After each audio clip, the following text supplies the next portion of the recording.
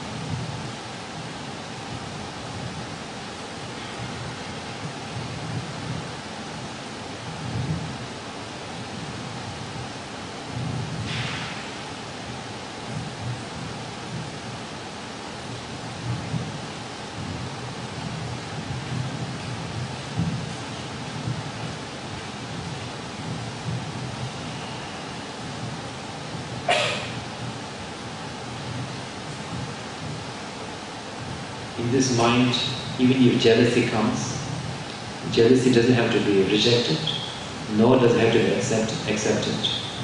Anger, sadness, so and so. Actually, when you look at the nature of the anger, anger doesn't have any identity, any existence, inherent existence. Even sadness doesn't have inherent existence. You can imagine, bring up something that makes you sad, and look at them, look at the sadness directly, without saying this is sad or this is sad emotion or happy emotion. Without our defining, you can look at the emotion.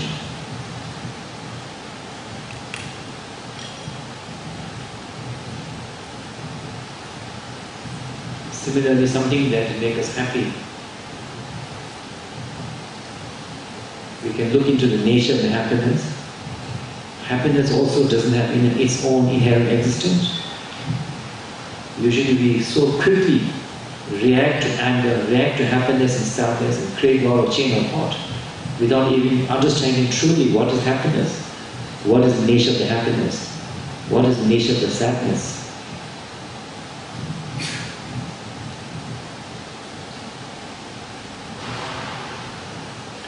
So-called sad moment doesn't have to be defined nor non-defined, neither rejected nor accepted.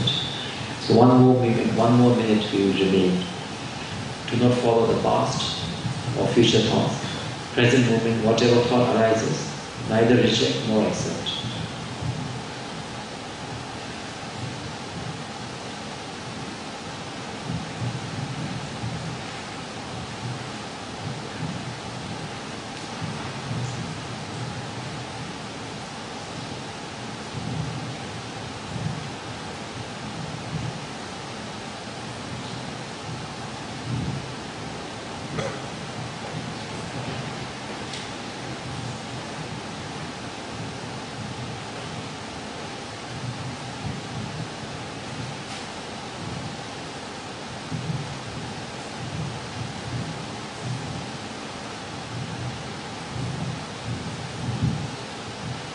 Okay.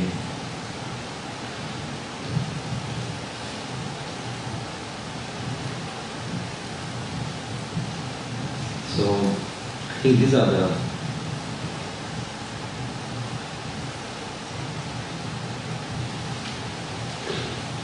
practices that are main practices of these things.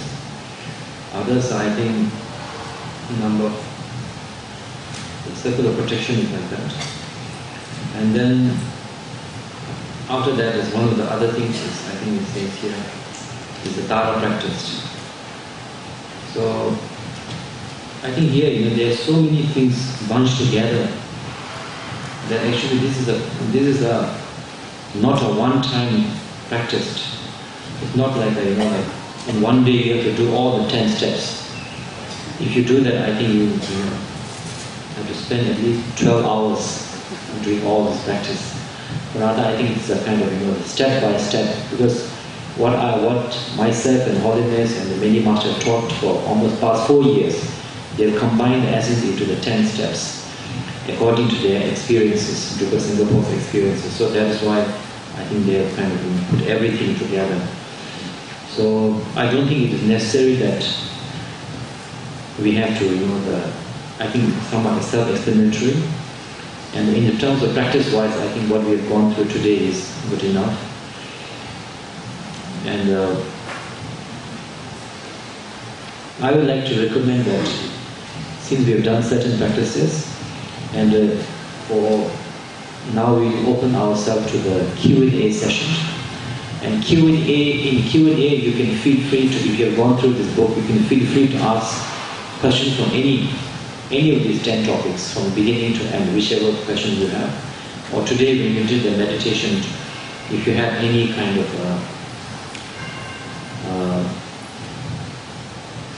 question that came up, please feel free to ask.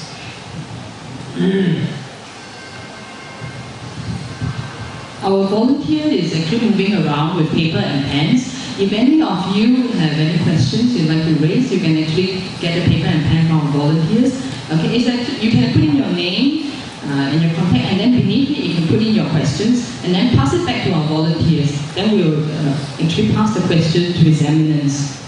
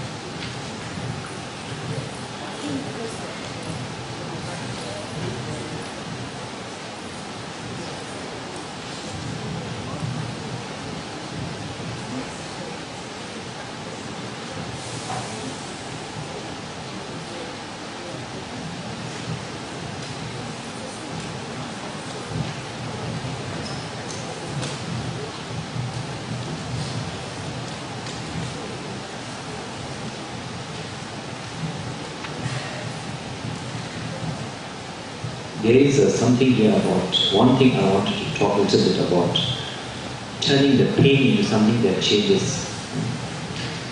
Generally speaking, we always like to avoid pain. But from a Buddhist point of view, we understand that actually when you go through the suffering, that's the time you develop wisdom. That's the time you develop compassion. If you have never yourself gone into the pain, how will you be able to understand the pain of others? How can you become understanding? How can you become a loving person, understanding person if you have never gone through the pain?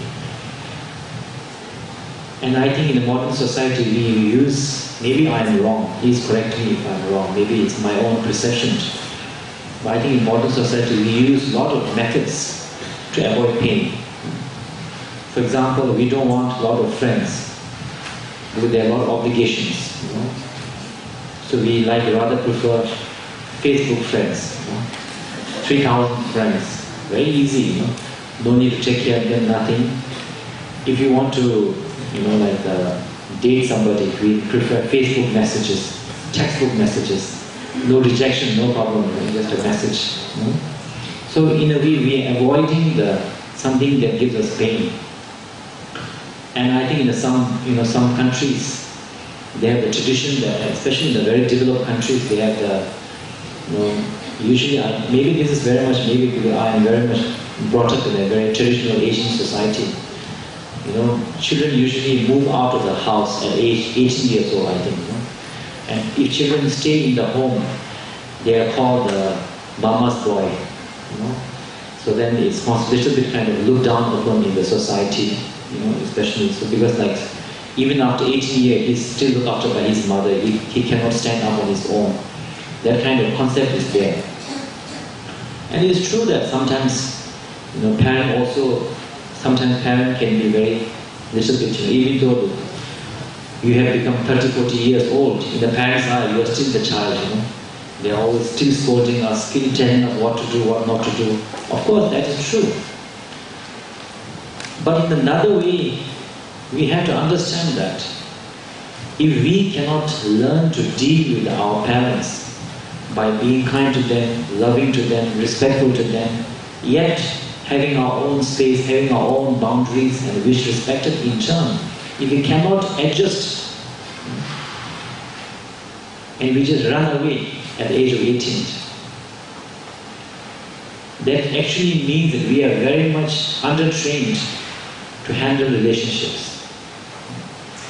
So when you get married, when your wife starts to give you problem, misunderstandings, when your husband starts to give misunderstanding, when your children, how would you handle that? You've never handled any relationship, any pain. You have just run away from that. So there is no basis of understanding, no basis of compassion.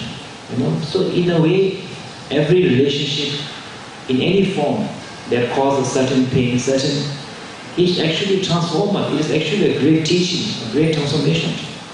For example, myself, till age of 27, maybe 5-6 years ago, I was from the age of 5, I was in the monastery. Till age of 27, I finished I was in the university in Bhutan. So I studied a lot about patience, about compassion, about forgiveness, generosity. I studied a lot, and it is very easy to study and think and meditate, also not difficult. But my true practice came when I started traveling. When I started meeting people, and when I started to look after all the Asian centers, I started looking after. Then the true test of patience came. True compassion was needed. True forgiveness was needed. All the things that I learned as a philosophical, then I really learned how much compassion I have, how much true forgiveness I had, how much am I able to remain unshaken easily. It is said that a Buddhist practitioner should be like a mountain. Little bit of pain, little bit of problem, you break down, you say he's a very bad person, you judge that person. That's wrong. Little bit people are good to you, little bit positive and happy, you get excited. That's very wrong. You should be like a mountain. Your ultimate goal is to benefit the people, transform the people. So even though they are presently negative, they may become positive. Potentially you have to be unshaken like a mountain, forgiveness, understand. You should not be moved that easily like a wind, like a prayer flag in the wind. Similarly, presently positive, maybe they may do something negative. You should not get so excited, so much hope raising up. You have to be so anyway, all of these things that we learn in the monasteries and the universities, truly practice actually came when you really started going out and interacting with the society. People's emotion, people's, there's problems between the society, problems between the people. That was actually the best teaching, best practice. And the patience and the depth necessary for them is, I think, 6 paramita is definitely needed, during that time. That's why in the Buddha's teaching it is said that without sentient beings, you cannot get enlightened. That's very true. If not toward a sentient being, you practice 6 paramita. How can you practice toward yourself? 6 paramitas are needed. That's why in the Shantideva it is said that when you look at the sentient being, look with the gratitude. It's because of them you practice 6 paramita and you get enlightened. And that is, I think, very true. That's why I'm always telling my people who are volunteering for the centers and all of that, they should never be narrow-minded in thinking that Dhamma practice means chanting, prayer, meditation is Dhamma practice. Anything that is selfless, anything that benefits others, anything that requires patience, compassion, understanding, is the Dhamma practice, and it does transform our mind. So this is the one thing that has been, I have been realizing more and more in my life. So it was also in here. So I wanted to share that. Thank you.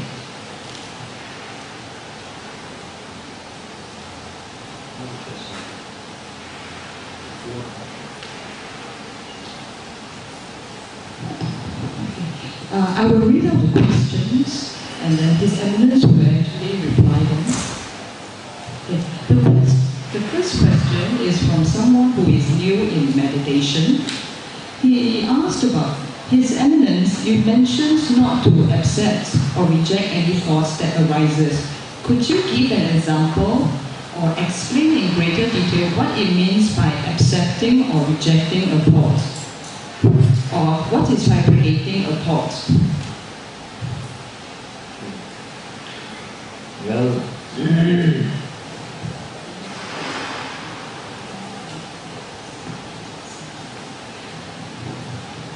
in our day-to-day life, in our day-to-day living and day-to-day kind of how we live, we cannot do this. Because, for example,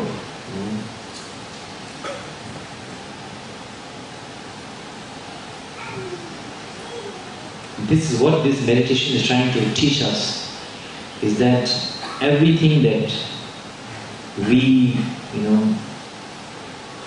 see and perceive right now, they are projection of the mind. It does not exist there. Happiness, sadness does not exist. But in a relative level, in the kind of level, we need to respect that it exists in a relative level. But ultimately, in terms of meditation, in terms of understanding, we need to understand that it does not exist as it appears to be. Maybe if I give you an example, a story, which is something I share very often. So many of the old friends, they heard it. We have this and now for the past 7 years, His Holiness Drukpa leads about 500 monks and 200 or 300 lay people to a walking pilgrimage. Sometimes we walk for environment. Recently we walked in Sri Lanka for about 1 month from, at the invitation of the Sri Lankan government. And we walked from one end of, Sri Lanka till Jaffna, from the south to north for 1 month, about 400 of us. Some of the Drukpa Singapore may also be may have joined. So this was a walk for a peace. So when we do this walking pilgrimages, before at one time we did India around the Bihar state. So in India, there are many positive things about India too, but there are some negative things also. In a positive side, for example, in the Western developed countries, there is something called private property. Do not enter or you will be prosecuted. Or maybe sometimes in America you will be shot. But in the Indian side of India, is not that developing country. So there is no such a thing as private property. We are allowed to camp. 400 of us, we are camping on their farm, staying on their land. 400 people are doing toilets. And instead of saying private property, they are very happy. They say, please welcome. Please welcome. Stay longer. They give us food, they give us water. So generous. Sri Lanka was the same. Everywhere we go, there people are lining us to give us medicine, give us food, They're giving medicine, they're giving this Panadol for the headache. Because in the Buddhist tradition, we believe in the karma. If you don't want to be sick, you give medicine to other people. Maybe they were sick people, I think. So they're giving us Panadol a lot. And so anyway, we didn't have headache. So anyway, so in India also, there are not many. Sometimes we met Buddhists, but nowadays there are not much Buddhists in India. Indian Buddhists, Himalayan we have. So there's a good thing about India, like that. But the negative thing is, of course, Indian people not very clean, especially the sanitation. Most of the Indian rural villages, they don't have a toilet.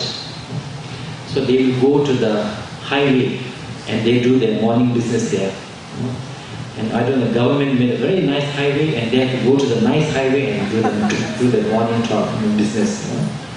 So when we were walking along the path, we have to sometimes close our nose and jump up and down to avoid the hundreds and hundreds of the toilets. And the amazing thing about, I think most of the Indians, they're vegetarian. So I think, and maybe I don't know, cook there very well. I think they have a lot of diarrhea. So, a lot of diarrhea. Because since they eat a lot of vegetable, amazing color they have.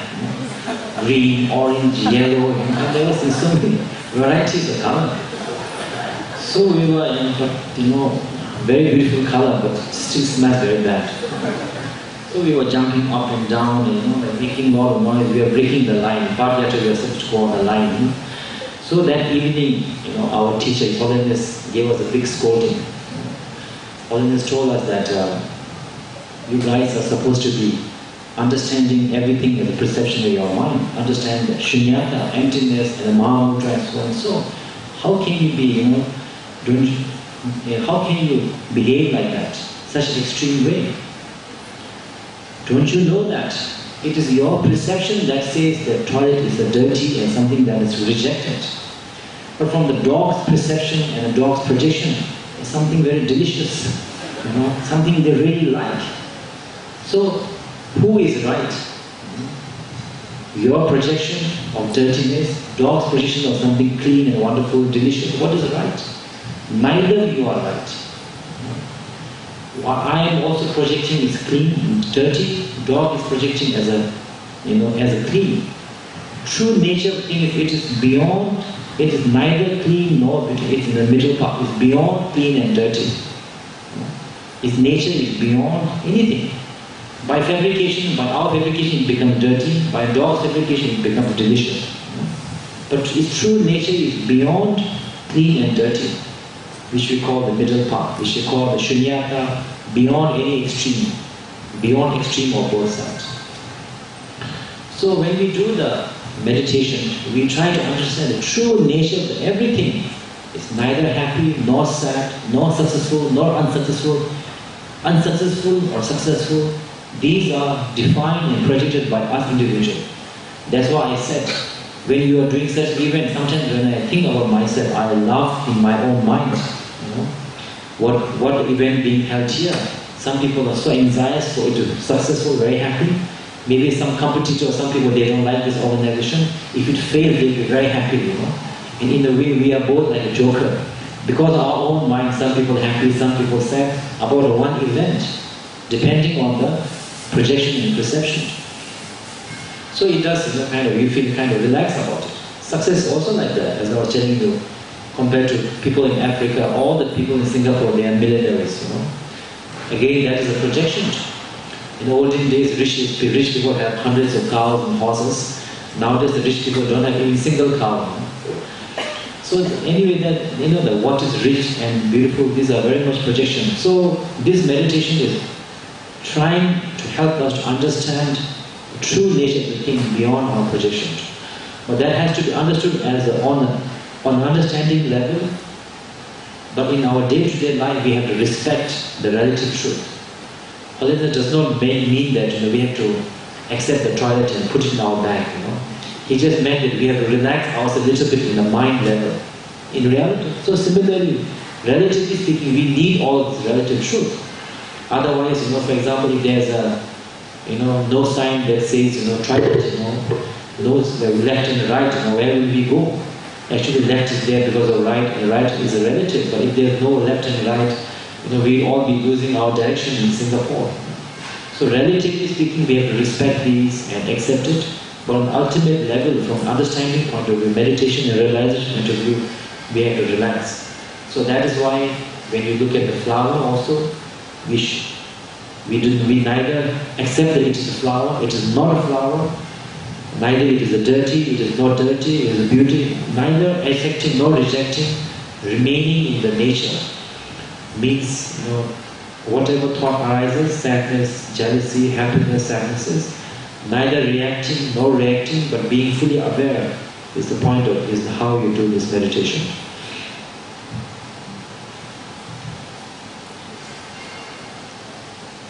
For the second question, there are two parts to it.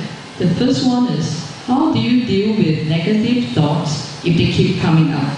Second part, how important is a teacher and how do you find one? Negative thoughts, how do you deal with negative thoughts? It depends on which yana, which which yana you want to practice, which yana you want. Different yanas have different Theravada, Mahayana, different methods, because Buddha is so kind, and Buddha knows that, everybody has their own uniqueness, their own approach. So Buddha very kindly gave 3 yanas suitable for different people, and in between them there is no better, no worse. It's just according to the different beings' capacity, mental capacity. So, for example, probably from the Theravadan point of view, maybe negative thoughts will be, the impermanence, and then depending on negative thought. For example, if it's a desire, probably the meditation of impermanence, meditation on the how, what we desire, what will look so nice. In the reality, there's nothing nice about it. For example, there are certain meditations where you visualize, every body first will strip down their skin, their flesh, and how they look, how beautiful and a beautiful men and women look. If all their skins is taken down with just skeleton, how do they look? And then and inside there's so much blood pass, so and so. And there are certain meditations where slowly, entire cities visualize as a skeleton. So anyway, there are certain meditations like that. And in Mahayana, also like that. For example, anger will be meditation will be probably the compassion, and attachment will be like I said, impermanence meditation, and so and so.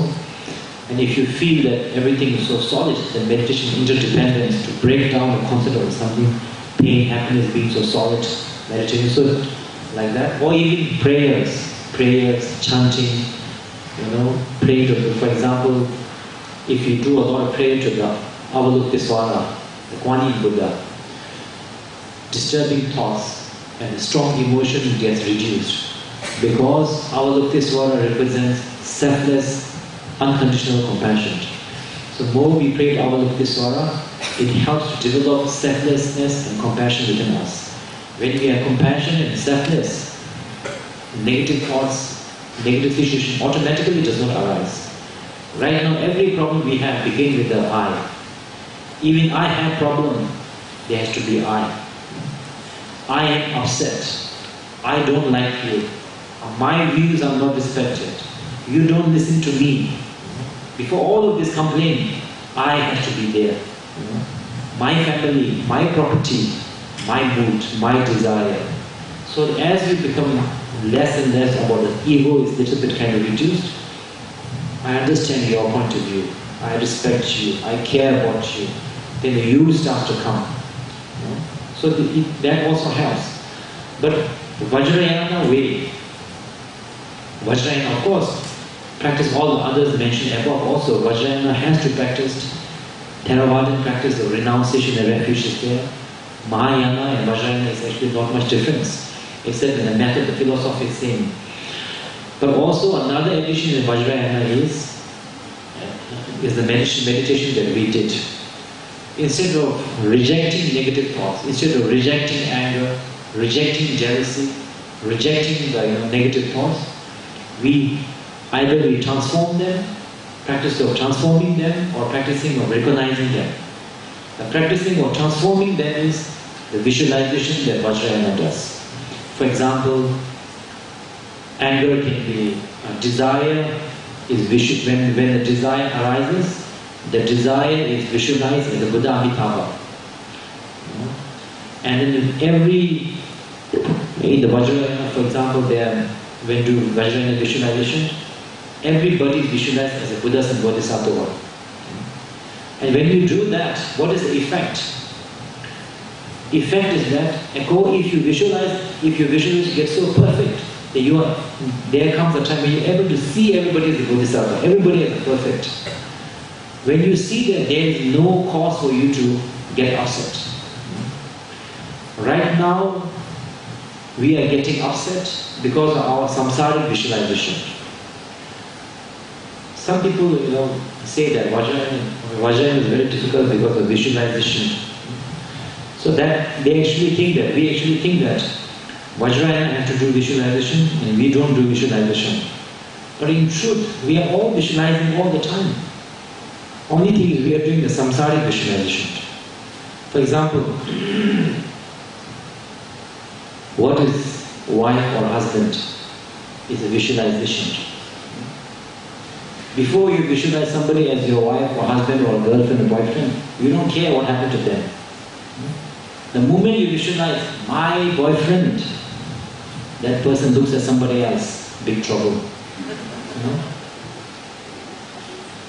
Before that, you don't care. Like I said, this watch I'm giving to you, my watch, then it breaks, there's a problem. So similarly, this is happiness, this is a success, this is, all of this we are visualizing all the time. According to our visualization, we have a reaction. So in the Vajrayana, when we visualize everybody as a Buddha and Bodhisattva, and every place is transformed into pure land. When the pure land is visually transformed, there is no such thing, this is a good place or bad place, or so that is one of the methods, practice of Vajrayana, important visualization. Second is remaining in a calm and abiding meditation, the one that we do. So in that meditation, this little bit higher up level. Today I just wanted to give you guys a taste, so that next time when you do your own practice, you evolve to a certain stage. Others is this calm and abiding meditation is when a negative emotion arises, you neither reject them, you neither accept them, because they, in truth, negative emotion is negative because it is not recognized. If negative emotion is recognized, it has no inherent existence. It is a wisdom. If negative emotions are recognized, it is a wisdom. For example, desire recognized is Buddha Amitabha. Desire unrecognized is a desire. Anger recognized is one of Akshubhe Buddha, one of the 5 Buddhas. And when you don't recognize, these are the, anger which leads us into suffering. So, Vajrayana at a different level. Vajrayana master will always be aware, and whatever negative thought, positive thought, whatever comes, is neither rejected nor accepted and dissolve into its own. Like a sea wave might come, but dissolve back into the ocean itself. So this is the kind of the methods. So it depends on actually what level you are, where you are, which Vajrayana you are studying, and all of that. But for the most beginner, I would say that the selfless prayers, for example, you do a, beginner, and the most easy way is, let's say you do a prayer to Buddha Amitabha. So when you do the prayer, before you start your prayer, you must think that I am doing this prayer for the sake of myself and all the sentient beings who want happiness, who doesn't want suffering the way I do not. For all our happiness, I'm going to do Buddha Amitabha prayer. And then after you finish your prayer, you must dedicate that. Today the merits of my prayer and practice that I've done, I dedicate to all the sentient beings. All the sentient beings means all the people who are good to me, who are kind to me, loving to me. They are also my mother and father in sentient past life. They also wish for happiness and they wish to avoid suffering. And all the people who are negative to me, hated to me, out of their ignorance, out of being controlled by their negative emotion, to them also I pray and I dedicate it. This is, it was only after many years of kind of reflection and practice that I understood the importance of this. Because one thing we have to realize is that the mind that prays in the morning and mind that is disturbed in the evening is the same continuous chain of mind. So morning, whatever you do, your prayers will definitely affect your day-to-day life, how you react to the situation. Because mind is not a different mind, it's not a thing, So because in your day-to-day life, and mind is something that can be trained, that is in constant evolution, constant change effect. So in the morning when you do these prayers and all that, slowly by this prayer it accumulates. And what the Buddha say, you are what you think. So when you think in positive and compassion, automatically, slowly, everything you say, everything you behave, and you understand, you automatically become a positive person. And that is And one of the very well-known kind of research in Bhutan, professor, because Bhutan they do a lot of research on GNH and happiness in the mind. So he was telling me that when we go through certain kind of anger, emotional anger like anger, if we leave it just like that, let's become angry, then the anger stages will become longer and longer. Maybe before you're angry about maybe like, one few times a week, you leave it like that, you don't do meditation, you don't resolve issue, then you will get anger will become longer. Maybe you will become angry more. And when anger becomes longer, it turns into depression, and then into mood. And even when you reach the mood stage, then it lasts maybe sometimes 1 week, sometimes 10 days. Even at that stage, you don't do anything, then mood becomes your personality. So throughout your kind of life, for 3 years there, you are moody person, you are a negative person, it becomes you, who you are. So every time we doing a prayer, even just 5 minutes, when we develop a selflessness prayer, it actually helps us to transform the way we think, automatically, even just by doing the simple practice. And we need this compassion, we need understanding in order to live in this society. Because our happiness is dependent on so many people. If you don't know how to love, how to care, how to understand, through the development of compassion, then it is very difficult for us to live a happy life. And the second is how important a teacher and how do you find one. How important a teacher is depends. Generally, teacher is very important. Because even if you learn Buddhism through the books and all of that, you might get some understanding, but you will be like, maybe like, yes, you might ever have some knowledge and all of that, but how will you really decide what to apply? If you want to study the entire Buddhism, you will not able to do it in lifetime. I don't think understand. Buddha himself, there's nobody who knows everything about the Dharma. Buddha gave 84,000 different teachings. Each of the yana is so profound in itself. Just to study one yana, probably will take lifetime. So that as a master, as a practitioner, master will know from all of these practices, draw out essence of the practice and how to apply it. And when you apply it, what are the difficulties you go through? At beginning stage, what are your experiences? What difficulty and echo? So all of these, only a teacher can teach you. So teacher is important. But the thing is that among the 3 yanas, for Theravada, from my understanding, my limited understanding, in the Theravada, teacher is very important, but not as important as the guru in the Vajrayana. Because in the Theravada, the main teacher will be the Buddha himself, and the others will be like a guide or a teacher. In the Mahayana, also teachers are very important. Probably at best, maybe the guru teacher can be taught as a bodhisattva. We don't really need to think of teacher as a Buddha. But in the Vajrayana, teacher is extremely important. Without a guru, if you call yourself a Vajrayana practitioner, yet you do not have a guru, or you have not managed to find a guru, then you are not genuine Vajrayana practitioner. Because in the Vajrayana, first we have to find a guru, and that guru has to be understood as a Buddha. And after some time, through the practices, Guru has to be understood Guru as a Buddha, and Buddha and Guru has to be understood as none other than nature of your mind. So it is like, the Buddha, Guru, it's a bit more there, and Guru also is none other than nature of your mind. And slowly, everybody, every being that you see has to be understood as a Buddha. So you first start with your Guru and then slowly expand your understanding. So in the Vajrayana, Guru is, very important. But if you feel that in order to, just because you are receiving a teaching from let's say a master from Himalaya in Bhutan or India or Tibet or something like that, you are already a Vajrayana practitioner. That's not correct. Because Vajrayana practitioners have to study and practice, Theravada practitioner also, Mahayana practitioner also. So most of the teaching when we start, until at quite a high level, Vajrayana teaching will not be taught. So even though you may have a guru who is a Vajrayana practitioner, he may not necessarily give you Vajrayana teaching, and you may not necessarily have to receive the Vajrayana teachings from him if you are not ready. How do you find one? I guess you have to Google nowadays.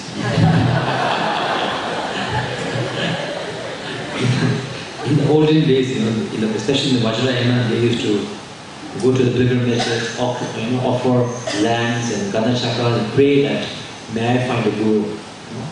In the past life, if you have a strong connection, automatically you and Guru will meet. And when you meet the Guru, there will be a special connection. But the special connection you have to be very careful about. Some people, they say, I feel very special with this Guru. But actually you might be falling in love with the Guru. Especially if the Guru is very good looking and all of that, or very charming. That is not a special feeling that we are talking about. Special feeling will be either when you meet the Guru, you develop a deep sense of renunciation in your mind. Or when you see the Guru just by his mere presence, for time being, all the projection of the mind, all concept is dissolved. For a moment, you remain in the nature of the mind. Such an experience is called connection. It's not an emotional connection. Maybe, some emotion may be there, like a joy of finding Guru, joy of finding your path. But it's not the general emotion. Then you should be careful. Nowadays, as I said earlier, Google and Facebook will probably be the best bet. The third question is a little bit related to the previous question. The question is, how do I know if Tibetan Buddhism is suitable for me? I wouldn't say Tibetan Buddhism is suitable for you. I would rather say the question should be whether Vajrayana is suitable for you or not. In that terms, if you are truly a beginner, even if you as I said earlier, even if you do become Vajrayana, follow Vajrayana teacher will definitely not give you Vajrayana teaching directly. Maybe a philosophical, but in practice, no. First, whether you follow Mahayana, Vajrayana, whatever, you have to start with the understanding, maybe the Four Noble Truths, and then start with the refuge, then with the bodhicitta, and then with the Mahayana practices, paramitas, and then slowly into the visualizations and meditation and all of that. If you don't want to do, and then you have to do that. So only question you have to ask, even though you are a Vajrayana teacher, whether you are ready to accept the teacher in the Vajrayana form as a Buddha, whether you are ready to receive initiation, whether you receive do visualizations. That is the question that you have to ask yourself and decide. And one thing people should never make a mistake is that if you are Vajrayana means you can do anything. You can drink alcohol, you can eat meat, you can do whatever thing, no discipline. That is very incorrect view of the Vajrayana. Vajrayana teachings might talk about being free of all concept, even good and bad, even dirty and unclean, all conceptual level. But in actual practice, karma is very, very important. That's why Guru Padmasambhava, who is considered like a second Buddha in terms of realization, said very clearly, in terms of my realization, my mind is like eagle flying in the sky. When eagle flies in the sky, there is nothing to stop him, nothing to block him. So when the mind is free of all concept, nothing blocks him. When you say it is a dirty, you are blocked. When somebody says having a nice car is not good, that means actually you are blocked. You are blocked with the concept that nice car is not good. If you say this is a poor car, this is a very bad car, this is a very bad place, also you are blocked because you cannot enjoy a bad car or bad food, bad situations. That's why when you go path-yatras, that is the main reason why holiness sometimes makes, when you go path-yatra, sometimes we stay in a very nice place, next few days we'll be sleeping on the road, what we'll be eating we don't know. Because holiness wants us to learn equanimity so that there is no block between what is comfortable and uncomfortable, what is sweet, tasty and not tasty. So anyway, so this is even though Vajrayana, so Guru Padmasambhava said, in my concept, in realization, it's like an eagle flying in the sky, there's no But in my actions, even the smallest bit of negative karma, I reject. Even the smallest bit of positive karma, I accumulate and I do. This is a very important message for Vajrayana practitioners. And that is, I think, the main message, the wrong message the Westerners get, especially in America. So in America, sometimes when they invite me to give teaching, they always say that they don't want to receive teaching like a bodhicitta or compassion. They immediately want the dzogchen, the mahamudra, the instant realization. They feel like that. But I never heard of anybody getting realized directly by dzogchen without having to develop bodhicitta, without having to refuge. I never heard like that. Maybe it's a new Buddha, I don't know. So so this is the one Vajrayana practitioner should be very careful about it. The next question, one of us in our audience have frequent migraine. Can Rinpoche advise how can I recover or improve my conditions? I mean, firstly is of course go to doctor. That is the first advice, definitely. Because from the Dharma point of view, when people get sick, we say there are three reasons: external, internal, and secret reasons. Externally, because of physical discomfort, the disorder of the elements or whatever. Internal there can be negative spirits who are harming them. And in turn, these negative spirits are harming them because in our past life we may harm them. It is a kind of karmic debt that we owe. So we need to practice in order to purify the negative karma, negative thought within us. So that is so similarly in the practice, in the migraine practice also, externally we have to deal with sickness with the medicine. Yet if you deal only with the medicine, you don't take care of the cause, then it will be repeated again and again. It's like a cutting down the branch of a poisonous tree. Because the seed is there, it will come out sooner or later. So migraine externally, or any sickness, externally we should definitely seek doctor. Internally we should do, in our tradition, Himalayan tradition, we do some, for example, if it's harmed by, let's say, we will say, or somebody will say, you're harmed by negative spirit. So do some prayer, certain to please, or certain, pay back the karmic debt. That's why in the Vajrayana tradition we do the smoke offering is very, very the use often for these kind of problems. Because the smoke offering we visualize, we burn also food and precious stone, holy pins. Smoke we visualize as medicine, food, clothes, whatever they want, blessed with the names of Buddha and give it to them, so that our karmic debt of harming them in the past is repeated. And at the same time, we transform our mind so that such negative thoughts are purified and doesn't accumulate again. As far as, but generally migraine is, from what I understand, is related to stress and related to pressure.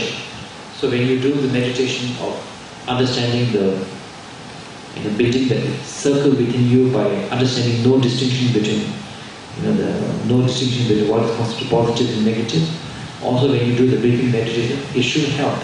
It should help. I suggest that you try that, especially before you get the migraine on a daily basis.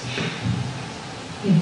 The next question, how can I lessen my attachment to my Guru and to the Dharma? This person is thinking that his devotion to his Guru is a healthy feeling. And for the attachment to Dharma, I frequently worry that I cannot complete the practices I want to do, or I cannot attend enough Dharma talks. I don't know what do you mean by attachment to the Dharma? Because if it means that you are so attached that you are practicing a lot, then that's very good. There is nothing wrong. But if it means that you are not really practicing Dharma and developing understanding, but rather we are becoming very fanatic, saying Buddhism is good, or Theravada is good, Vajrayana is not good. Vajrayana is good, but Theravada is not good. If you are understanding that whether it is Theravada or Mahayana, they are like a bridge, and ultimately is the destination where you reach. That is the most important. Bridge all has to be equally respected. If you are being fanatic in that way, then I guess you can say like that. Other than I cannot understand. But in terms of attachment to my Guru, that is actually happening very frequently. especially, I think, especially we are not very careful. That is why you have to define very clearly to yourself what do you, that's why I think many people, when they look for a guru or a teacher, sometimes they look for a father figure. Like kind of when they're emotional, they can go and cry to the guru. When they are kind of having problem in the marriage, sometimes in business, they go to the guru and ask for their help. So you kind of father figure, emotional support. You are not looking really for a teacher. You are looking for emotional support. And that is not very good, not very healthy. Even if guru is kind enough that he doesn't reject you, he takes the role, it will not benefit you. For example, I have many friends and also students. Funny thing is that I am able to help my students. I don't know how much, because of course my knowledge is very limited. But little bit help and transformation I can see, then I'm quite happy about that. But my friends, I cannot help.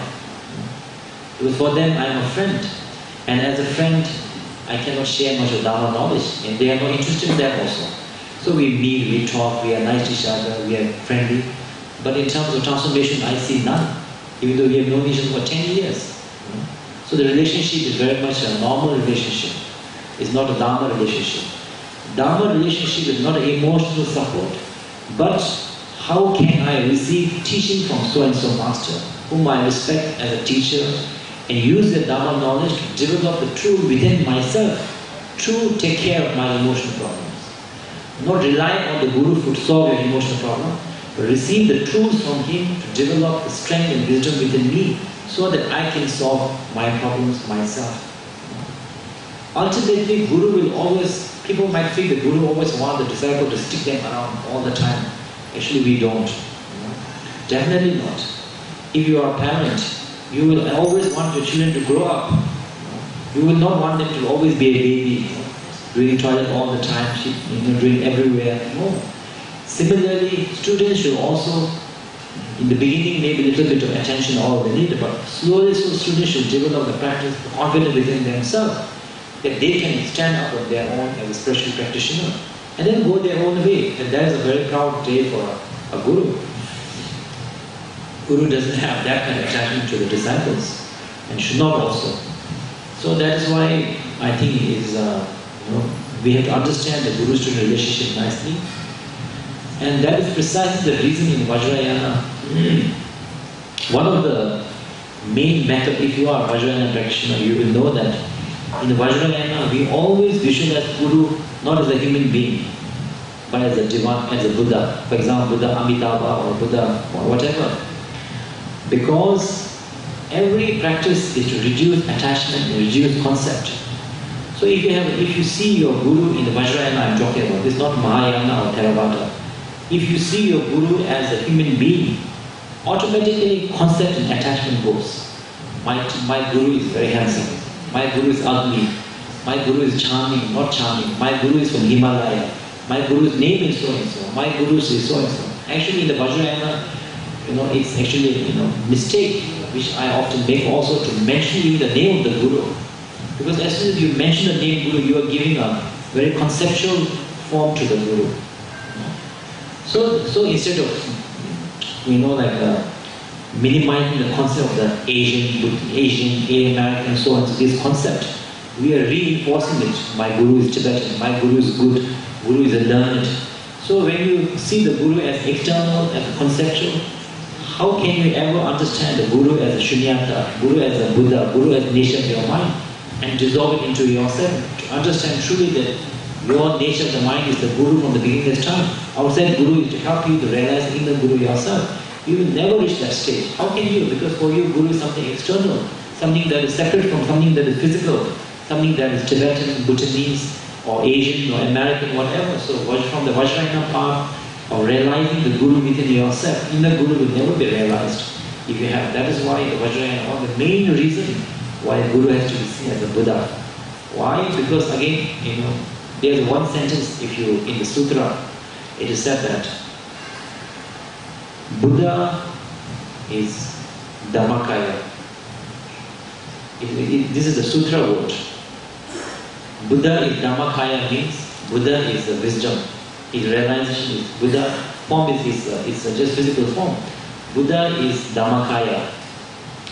Dharmakaya is emptiness, shunyata. And shunyata is in all the sentient beings. Shunyata is not something only in the Buddha. In all sentient beings are in the shunyata, are shunyata. So in another word, every sentient being are Buddha. That's why in Mahayana we say Buddha nature. In the Vajrayana we say we are already Buddha but can't recognize it. That is the reason why Guru can be understood as a Buddha, and slowly Guru is what? Dhammakaya. Dhammakaya is Shunyata. Shunyata is our Buddha nature. So you merge the Guru within yourself like that. So as soon as you have Guru as a human being, Tibetan, Bhutanese, Asian, you are already on the wrong side of the Vajrayana. You are no longer Vajrayana from that point of view.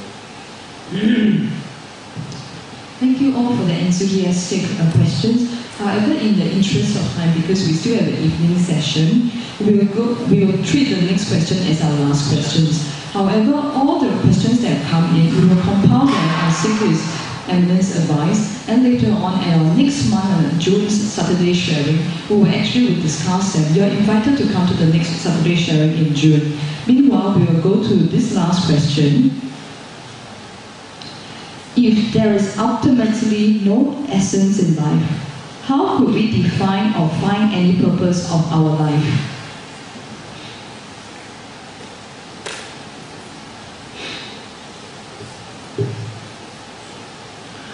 Actually, realizing that there is no essence, in a way that understanding itself gives essence to the life, if we reflect about it. People like to think that when they think of impermanence, it makes them feel sad, it depresses them. Rather, they don't think of impermanence, they feel more happy. But in truth, it is not so. That's why I said, people live as if they are never going to die. And when they die, having never lived. Why? Because they don't practice impermanence. For example, at the end of the conclusion of the Sri Lanka Padayatra, His Holiness, my Guru, and my, the Dharma friends and all of us, we were together for almost more than a month. So when you are about to finish, it was quite an emotional moment for us. For about 1 month we have been together for a very purpose which has uplifted us, positively transformed us. So at the time separation comes, of course we feel sad. So that time, my teacher said, such is the nature of every relationship, that we must all depart. And that is why Buddha said, since every relationship is bound to end sooner or later, in this short moment we have, short life we have, why spend arguing with each other? Why spend hurting each other? Rather spend in forgiveness, spend in loving whatever short time we have in this world with the people we love. So by a sense of understanding impermanence, it actually makes us love more, enjoy more. By understanding that life is of no essence, instead of worrying about tomorrow, what will have, what will happen, it makes us enjoy more, appreciate right now, right this moment, what's wrong with us. We don't have a cancer, we don't have so many things, everything is going very well with us. Such a nice air conditioning here, none of us are feeling hungry, Why? What is the reason why today we cannot be happy? Why can't we? Why do we wait for something that will come? We are always finding happiness in the next corner, which is never ending. Our corners are never ending. So in a way, that is, I think, one of the ways. And let's say that through meditation and all of that, you realize that happiness and sadness is perception of mind and has no that much of essence in own essence. Still, we should never stop compassion for others. Even if you reach a Buddhahood level of realizing the illusory nature of life, many other sentient beings are not. They are very much caught up in the illusory life. So you have to be, actually more you realize the illusory nature of life, more automatically compassion you have for others who are caught up in this. That's why they say once you realize emptiness, true compassion starts from there. Not like us, emotional compassion. But true compassion based on the wisdom starts from there. And then that compassion cannot be shaken by anything. That compassion is shaken by ungratitude, shaken by lack of appreciation. Such a thing will never shake this kind of compassion. And as I was saying earlier, when you may be, if there's somebody in front of you who is hungry, actually in reality hunger also may be a projection of mind, but for that person right now it's very real. If somebody is crying and going through a lot of pain, you cannot say, your pain is emptiness. It just doesn't mean inherent existence. Definitely they are going through a lot of suffering. You have to respect that. You might have to understand your level, but you have to fully understand what they are going through. And you have to help them. You have to benefit them. And that what can be a greater purpose. That and to help in whatever capacity. Not necessarily as a monk, not necessarily as a Rinpoche, but in whatever your capacity. If you have the wish to help benefit others, you can practice Dharma of helping others by being a doctor, being a banker, being a rich man, being a politician, anything. If you don't have the selfless wish, even if you are a monk, even if you are a master, you will not be benefiting anyone. If you don't have the selflessness, the wish to benefit, sincere wish to benefit others.